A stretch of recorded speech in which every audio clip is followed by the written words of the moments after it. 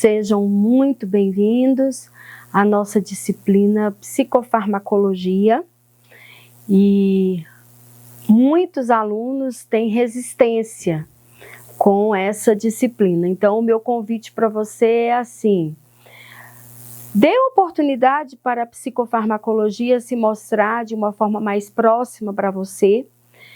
E para isso, claro, vai ser muito importante a sua dedicação, não só na atenção aqui às videoaulas, como também o estudo do material disponibilizado na plataforma virtual, tá? E aí o meu convite para vocês é assim: psicofarmacologia faz muito sentido as resistências que aparecem por conta da terminologia. Então, estamos falando de química dentro desse contexto fármaco, então assusta algumas pessoas, mas o meu convite para vocês é assim: se aproximem desses termos técnicos, se aproximem dos princípios ativos na descrição deles, e isso vai ajudar a romper aí as barreiras, tá? E contem comigo nesse processo aí ao longo da jornada em psicofarmacologia. Nessa unidade, turma, na primeira unidade nós vamos ver a história da farmacologia. Então nós vamos começar entendendo aí desde a antiguidade, caminhando até a psicofarmacologia moderna, os avanços que são significativos. Vamos falar de alguns termos importantes, conceitos como psicofarmacologia, farmacocinética, janela terapêutica, tá? E para iniciarmos, eu já vou citar aqui, vamos começar aí falando, debruçando um pouquinho aí na história da psicofarmacologia, e vou trazer Paracelso, um médico, né, o químico, pai da toxicologia. E Paracelso, ele fala, uma frase célebre dele é: a diferença entre o veneno e o remédio está na dose. Então aqui vamos falar de princípios ativos, vamos falar do manuseio tecnológico hoje utilizado para isolar o que se quer dentro de laboratório, para potencializar os efeitos do sistema nervoso central do sujeito e trazer qualidade de vida e trazer melhora nos quadros psíquicos de pessoas que têm transtornos mentais. Importante a gente falar desse cenário da psicofarmacologia, de características desses tempos hipermodernos, a medicalização com uso abusivo pela população mundial, que vem em uma crescente, e a gente precisa se atentar a isso também. Então, o psicofármaco, sim, ele traz qualidade de vida, mas isso feito em uma dosagem segura, com um diagnóstico respaldado em critérios de segurança e passando longe de automedicação. É essa psicoeducação que nós temos que fazer com os nossos pacientes, seja nos consultórios, seja em psicoterapia comunitária também. Então, a oportunidade que tivermos de conversarmos sobre a medicalização que precisa ser assistida, tá? Então vamos entender isso daí, ao longo da história. O uso dos medicamentos, nós podemos, a história do uso de psicofármacos, ela é dividida em 3 eras. Temos a era natural, a era sintética, até chegarmos à era da biotecnologia. Na era natural, aí eu vou citar alguns exemplos aqui para vocês dos egípcios. Por quê? Os egípcios já utilizavam cebola, alho, para trabalhar a melhora do organismo e trazer combate, né, à inflamação e à infecção. Então, na antiguidade, desde as primeiras civilizações, já se utilizavam esses recursos vegetais, minerais e até animal, né, de origem animal, para tratar enfermidade. Emplastos, né, a alquimia envolvida na elaboração de emplastos é um dos exemplos também. E aí, como exemplo, eu trouxe aqui, né, o uso do alho, da cebola pelos egípcios. O uso da medicina, o uso na medicina de plantas medicinais, ela começa em um uso muito doméstico mesmo, né, sem uso de recursos como nós temos hoje. E os primeiros registros de medicamentos datam lá do período paleolítico, onde foi redigido um antigo documento conhecido como Tábua Suméria. É uma tábua de argila que continha ali 15 receitas medicinais datadas de aproximadamente 2100 anos antes de Cristo. Então, veja como o uso de plantas medicinais vem a longo tempo, né? Nos acompanha ao longo da história. Os conhecimentos surgidos no período da Mesopotâmia tornou, né, o farmacêutico e botânico, o Pedânio Dioscórides.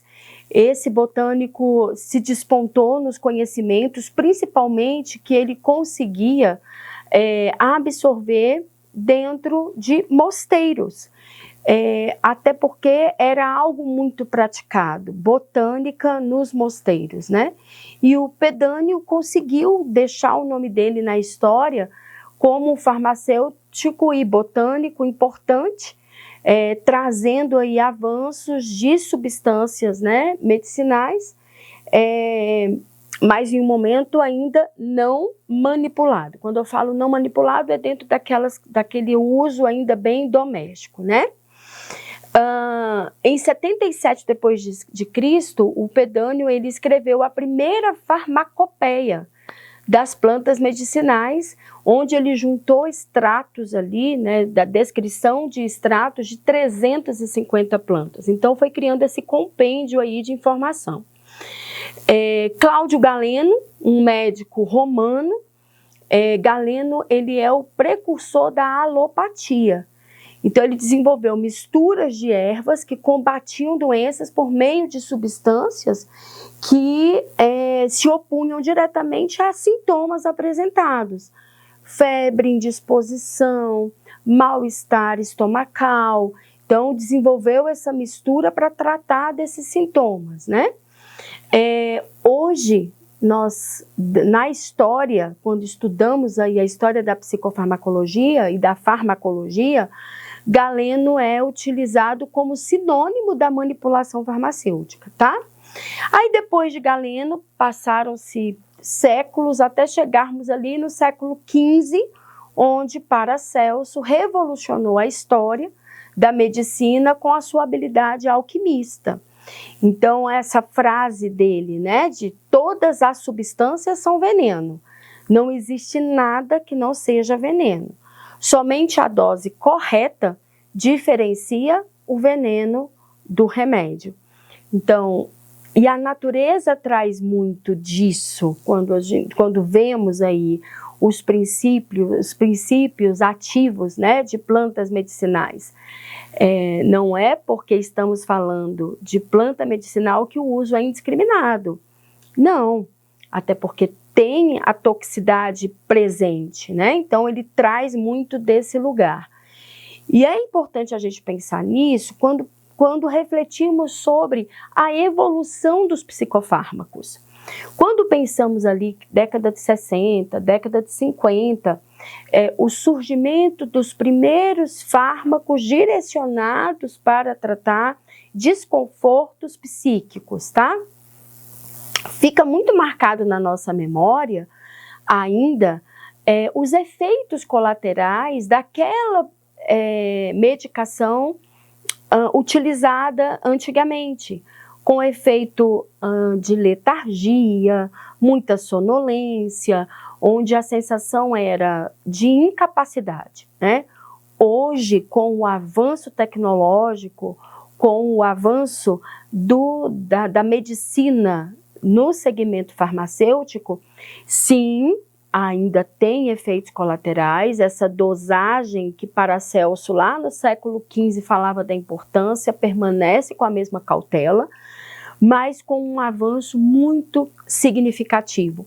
Vou dar até o exemplo aqui, que não é psicofármaco, mas está dentro de fármacos, tá? Medicação quimioterápica.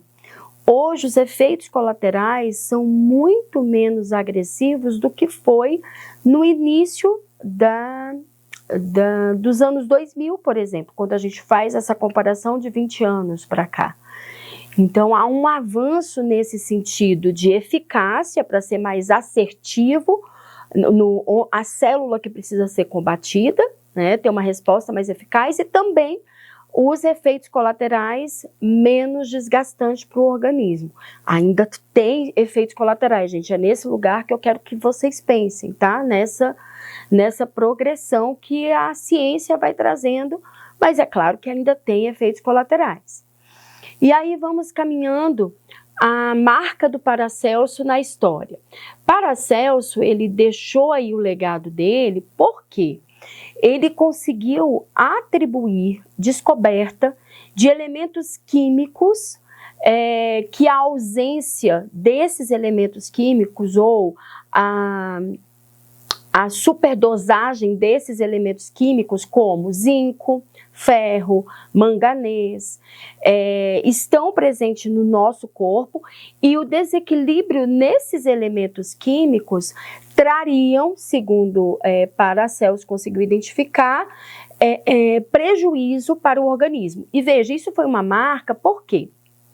Até então, antes das descobertas de Paracelso, esses minerais existiam apenas na forma orgânica. Se entendia que esses minerais existiam na forma orgânica e não fora do corpo, tá? Não fora do organismo. Foi a partir das descobertas de Paracelso que ele propôs a interação desses metais, desses minerais, com o bem-estar do homem. E aí, uma das descobertas de Paracelso foi a cura da sífilis com o uso de mercúrio. Então, isso foi um marco na época. Então, essa descoberta foi revolucionária, porque até então o que se entendia é que essa regulação orgânica dependia da teoria dos 4 humores, que eram relacionados a sangue, onde estariam, quais seriam esses 4 humores, tá? Sangue, fleuma, bilis amarela e bilis negra. Então, que seria procedente dos seguintes órgãos: coração, cérebro, fígado e baço. E aí ele defendeu que a origem das doenças está em um distúrbio dos constituintes químicos do organismo, ok? E aí vamos caminhando na história. Importante, Paracelso traz uma curiosidade, porque ele adota a doutrina da assinatura. Essa era uma tese onde se acreditava que Deus assinalava um agente terapêutico eficiente, identificando esse agente com uma semelhança do órgão ou sintoma a ser tratado. Por exemplo, plantas que se assemelham ao formato do fígado seriam importantes, teriam uma boa resposta no tratamento de doenças hepáticas. O açafrão, que é da cor amarela, seria adequada para a cura da icterícia. Qual é a característica, o sintoma da icterícia? É a cor amarelada da ponta do nariz, né? Então ele acreditava, ele seguia essa doutrina da assinatura. Aí caminhando, até o final do século XVIII, as plantas medicinais continuavam sendo usadas, né, na forma de extrato, de tintura, de infusão, mas sem uma definição dos seus princípios ativos, né, ainda dentro dessa alquimia de mistura de elementos. Aí vem, a partir do século XIX, começam-se os métodos experimentais para descrever aí os efeitos desses ativos, né? E aí partindo mais para uma questão de experimento em laboratório, buscando um isolamento ali dessas substâncias. O exemplo mais marcante dos avanços é a explicação que foi dada pelo fisiologista William Harvey, que tratou de fármacos ministrando pela primeira vez em via intravenosa. Isso nós estamos falando lá de 1578, importante aí esse marco também. E aí nós vamos caminhando. A mudança de paradigma ocorre em 1805, quando um estudante alemão, o Friedrich Sturner, ele conseguiu isolar a morfina de forma cristalina. E aí veio aí um grande marco quando se consegue isolar esse princípio para a produção de morfina, exatamente no controle de dor crônicas, né? E aí, nesse sentido, na Alemanha, marca-se o início da era sintética. Então, esses primeiros fármacos aí, como morfina, começam a ser comercializados ali em torno de 1881. Tem também a descoberta do fármaco milagroso, que é a aspirina, né? Isso se deu lá em 1899, e o nome dado ao AS, né, a aspirina, foi exatamente esse, o fármaco milagroso, pela resposta que ele dava, rápida, né, no organismo, para alívio dos sintomas. Outro dado importante foi a primeira substância também de combate ao sífilis, que foi patenteada, tá? E isso se deu lá em 1909. Então veja aqui, foi todo um caminho percorrido. Importante também, turma, a gente ressaltar que a psicofarmacologia, ela usa de bases ali, por exemplo, de conceitos de fermentação, que veio também da arte culinária. Então, por exemplo, a elaboração de pães, a elaboração de cerveja, isso acaba também influenciando nessa alquimia do psicofármaco, né, da farmacologia. Então, chegamos à era biotecnológica, e aí, o que define essa era biotecnológica? Primeiro, vamos iniciar aí com o significado, né, da palavra biotecnologia. Bio tem o significado de vida, tá?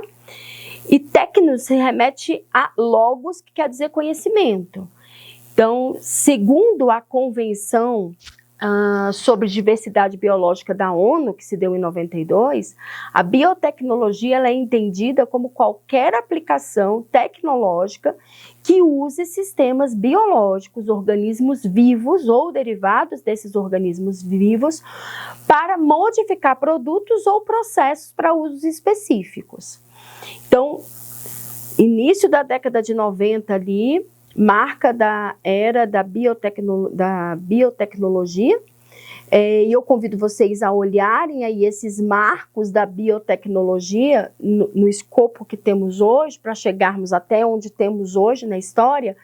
Na apostila eu coloquei no material, vocês têm aí um histórico, né, com ilustração desses marcos da biotecnologia, tá?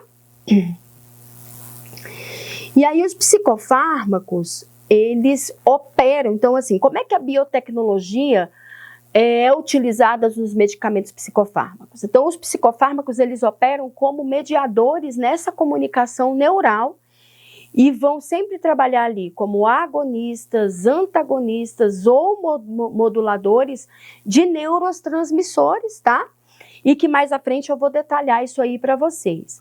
Então o psicofármaco é toda espécie de medicamento voltada para a regulação de processos psíquicos. Então, está dentro de um gênero maior, a farmacologia, e uma das espécies da farmacologia, podemos colocar assim, é o psicofármaco, que é o nosso grande interesse e necessidade de trabalho, tá? Então, esses processos psíquicos interferem na cognição, na emoção, no comportamento, em regulação de desequilíbrio, de desordem emocional, e o psicofármaco age aí como apoio regulador. Os psicofármacos, eles são conhecidos como substâncias psicoativas, atuam no sistema nervoso central, e aí, na segunda unidade, nós vamos entender melhor a atuação dos ansiolíticos, dos antidepressivos, dos estabilizadores de humor e dos antipsicóticos. Turma, o que eu quero chamar a atenção de vocês? Veja bem, psicofarmacologia é uma disciplina que vai acompanhar, que nos acompanha enquanto psicólogos, não apenas na demanda de atendimento clínico. No contato com o psiquiatra que faz o acompanhamento desse paciente, que é responsável, né, pelo acompanhamento desse paciente, mas também em equipe multidisciplinar quando falamos em acompanhamento de psicoterapia comunitária, como que acontece nos CAPs. Outra situação importante que a gente precisa se atentar são aos efeitos desses psicofármacos. Dosagens incorretas, combinação de princípios ativos incorretos repercutem em mudança de comportamento, em alteração psíquica. Então, muitas vezes o paciente vai relatar uma mudança e nós precisamos nos certificar de se essa mudança tem alguma relação ou com a descontinuidade do uso da medicação, porque às vezes acontece até por questão financeira. Psicofármaco, estamos falando aqui de medicações que são muitas vezes de custo elevado. Então, e isso interfere inclusive em agravamento, né, dos sintomas, porque até a retirada desse psicofármaco precisa ser acompanhada pelo médico que o prescreveu, pelo psiquiatra, que é o contexto que nós estamos falando aqui. Precisa ser feita a redução gradativa dessa medicação. Lembrem-se, é um apoio ao equilíbrio psíquico. Então, o organismo, ele espera a ação dentro dos neurotransmissores, espera a ação desse psicofármaco. Quando isso não tem como resposta, isso é retirado abruptamente, isso causa prejuízo e danos, inclusive podendo levar esse paciente a um surto. Tá? Então, é por isso a necessidade contínua de acompanhamento e de vocês se familiarizarem com os princípios ativos principalmente das doenças mais recorrentes que chega em consultório. Depressão e ansiedade, principalmente, ok? Então, fazer essa ressalva. Bem, no senso comum, esses medicamentos, os psicofármacos, são chamados remédios controlados ou tarja preta, que às vezes não são tarja preta, são da guia azul, né? Mas é importante destacar que isso se encontra apenas no senso comum, porque a realidade é que nem todos os psicofármacos estão nessa categoria, tá?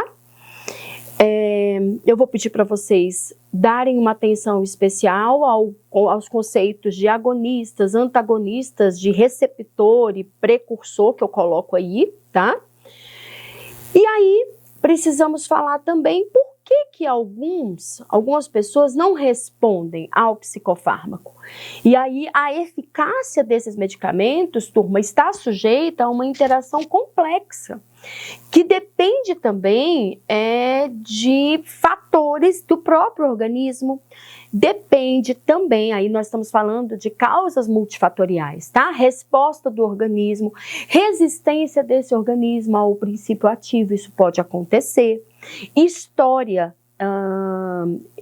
carga genética, que tenha resistência a algum princípio ativo e até a questão ambiental, a não continuidade do tratamento com o psicofármaco, não seguindo a orientação que foi passada em termos de dosagem diária, né? Então a gente precisa investigar isso daí também. Caminhando mais um pouquinho, trazendo aí o conceito de de farmacodinâmica e farmacocinética, só para a gente poder, para vocês entenderem desses conceitos de forma básica. A farmacodinâmica estuda os efeitos dos fármacos no organismo, tá? Vai buscar entender o quê? Relação dessa concentração da medicação com o efeito que é esperado, o efeito de alívio dos sintomas que é esperado, enquanto que a farmacocinética é voltada para a maneira química, de que forma que isso é absorvido, distribuído, metabolizado e excretado pelo nosso organismo. Então, enquanto a farmacodinâmica estuda os efeitos, no sentido de mensurar isso em termos de resposta no organismo, a farmacocinética vai para os aspectos químicos, ok? E o último conceito de janela terapêutica, que fala da concentração, da dose desse fármaco ao ser administrado, tá? A janela terapêutica fala muito com o que Paracelso trouxe, exatamente do que diferencia o remédio do veneno é a dose. Então, não se pode ultrapassar essa janela terapêutica. Cada princípio ativo já vem prescrito, descrito ali para esse psiquiatra, para esse médico que vai manipular, já tem a descrição de toxicidade até o máximo que pode ser utilizado e precisa respeitar essa janela terapêutica para não ter desdobramentos, tá? Então, turma, esse é o conteúdo que vai nos acompanhar aí na nossa disciplina. Na unidade 2, eu vou entrar em formas mais técnicas das medicações e conto aí com a participação e dedicação de vocês. Vamos juntos!